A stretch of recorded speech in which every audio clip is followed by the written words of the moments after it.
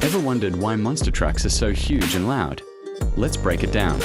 Monster trucks began in the late 1970s when Bob Chandler built Bigfoot, the first monster truck.